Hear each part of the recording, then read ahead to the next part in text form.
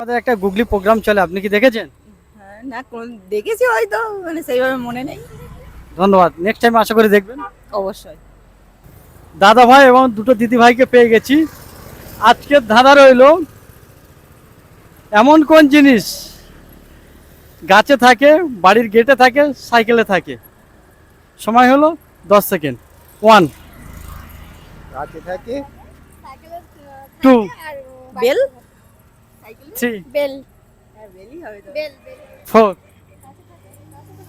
হ্যাঁ বেল গাছে থাকে। বেল, হ্যাঁ, গাছে থাকে, গাছে থাকে, গাছে থাকে। হ্যাঁ, বেল বেল বেল 5, 6, বেল বেল বেলই।